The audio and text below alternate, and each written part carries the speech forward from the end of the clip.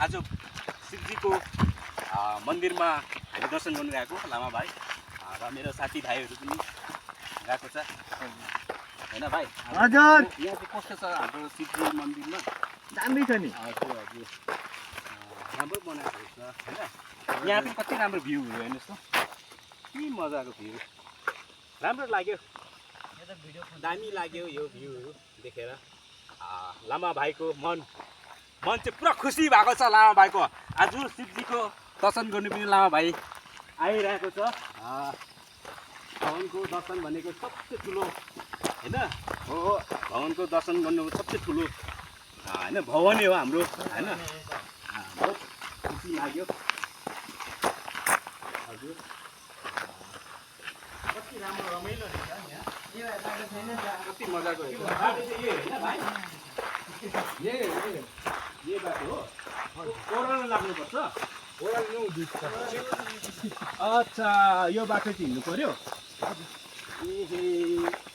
ल केटा हो, म त स्कुटी भयो, राम्रो लाग्यो। यहाँबाट चाहिँ जानु पर्ने शिवजीको मन्दिर। कतिवटा सिडी छ यहाँबाट? कति 108 छ है।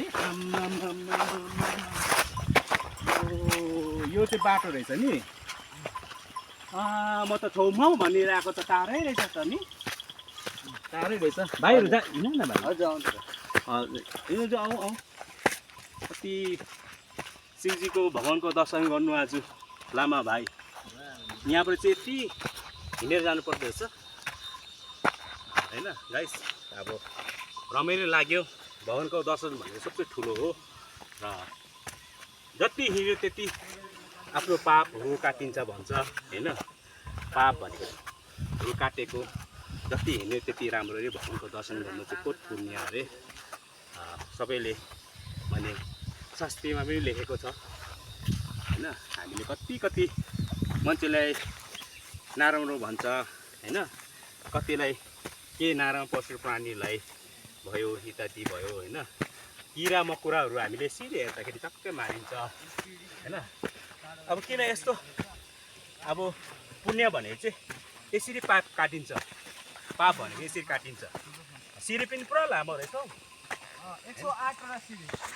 108वटा सिँढी भनेको सबसे पुण्य हो नि हो। यो भनेको धर्म भनेको धर्म हो होइन। अब आफूले बिसाउँ भन्छु हुँदैन होइन। अन्त अब बिसाउँ भन्नु हुँदैन। र यताको भ्यू पनि कति राम्रो हेर्नुहोस्, कति मजाको हावा चिसो रमाइलो जग्गा। लङ्कापाडा टी गार्डन भन्दो रहेछ यो चाहिँ, लङ्कापाडा टी गार्डन भन्दैछ। सिँढी त 108 त बेसी होला भाइ, यो त 108 नै हो नि। हजुर 108 नै छ, 108 छ।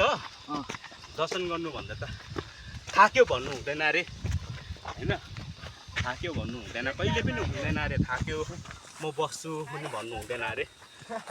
आफ्नो पुण्य भनेको चाहिँ यसरी भगवान्लाई नि धेरै पाप पनि काटिन्छ अरे। हिँड्दाखेरि आराम पनि गर्नु हुँदैन अरे।